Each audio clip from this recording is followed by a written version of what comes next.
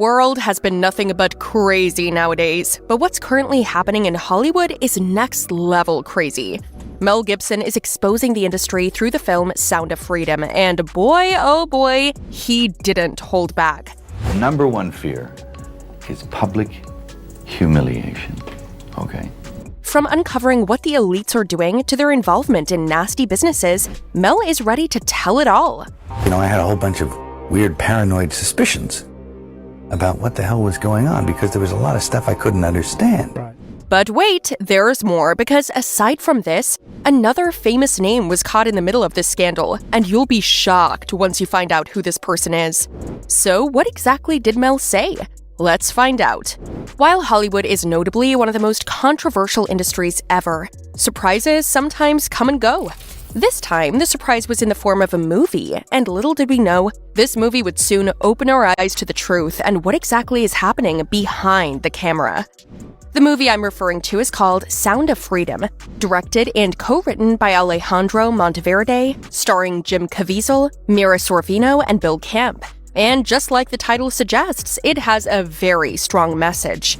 Its message is to increase awareness about the concerning issue of child trade and how children are still in great peril and being dragged around by unsavory adults. Most of you are thinking this film will be promoted around the world because of the important message it's trying to convey. Well, guess what? It's the total opposite, and the lack of media attention is sickening and at the same time concerning. However, there's a very obvious reason why the elites are making sure this movie is dragged under the rug. It's mainly because they don't want people to know the fishy stuff they're doing. And since this movie is precisely going over the dark truth in the industry, influential people are pulling the strings to stop it from reaching a wider audience. It turns out the plot is spot on, and the elites are upset. The movie is based on the true story of Tim Ballard, a former special agent for the Department of Homeland Security who has dedicated his life to combating serious cases involving taking advantage of children, and who took his cause private by founding Operation Underground Railroad with support from Glenn Beck. On top of this, the movie occasionally overflows with a Christian undercurrent, like when Ballard says, because God's children are not for sale, when explaining why he's so passionate about getting rid of the crime involving children. So you can say that the movie is somehow an advocacy effort, as well as to help shed light on this issue and hopefully eradicate these social problems. However, despite the importance and significance of the topic, major streaming sites like Netflix, Hulu, and Amazon decided to skip it and didn't open their platforms for the movie. It was surprising, to say the least, because these platforms have always been very supportive of these causes. So why did they refuse the Sound of Freedom? To make things more suspicious, big names in the industry who have always been vocal about causes like this have been eerily silent about the movie and the issues surrounding it. And as a result, it seems like Hollywood has collectively decided to turn a blind eye to very important social issues that's going on in its industry. But wait, there is more, because the controversy does not end there. We're only at the tip of the iceberg, because more dirt about these alleged industry elites is coming out of the bag.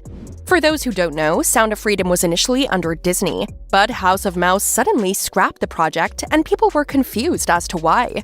Rumor has it that there's actually so much more behind the sudden rejection and the fact that the movie's not getting any promotion, despite how star-studded the cast is.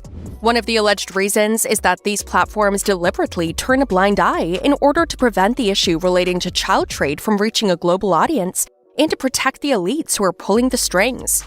Mel Gibson actually hinted about these industry elites way back in 1998. Fans started to connect the dots. I wanted to leave. And because I knew that I didn't want to work with him. Yeah. And he was getting scary. Yeah. On top of that, there are two kinds of elites. One of them is called the Good Club. According to The Guardian, this exclusive group is made up of billionaire philanthropists who regularly hold meetings to discuss matters they deem important. Some of the people included in this Good Club are Bill Gates, George Soros, Ted Turner, and Oprah Winfrey. Speaking of Oprah, she's known as an icon, billionaire, and philanthropist, but it seems like there's a side to Oprah that she'd rather keep behind closed doors, and you'll be in shock as to what Mel Gibson has revealed about her and the other elites in Hollywood, and how far they'll go to trap these innocent kids. While Mel in the movie never really named Oprah, the host's connection with Harvey Weinstein is undeniable. Harvey never had the best reputation when it comes to his work ethic and how he treated young kids. However, despite all of this, Oprah remained very good friends with him, which is one of the many red flags about her. On top of this, reports even suggested that Oprah would encourage, if not enforce, other actors to work with Harvey, which started the accusations that she was part of Harvey's illicit behavior when it came to his coworkers. If you think about it, these allegations are completely in contrast with Oprah's image as a supporter of women's empowerment and other social issues. Some even mentioned how her friendship with Harvey is an obvious double standard and a big flaw in her beliefs and principles. But this is not the end yet, because after being close with a person who's dubbed as a predator, Oprah also invited another notorious person to her program. Yes, you heard that right. Oprah invited John of God on her show, and viewers were shocked and disgusted all at the same time.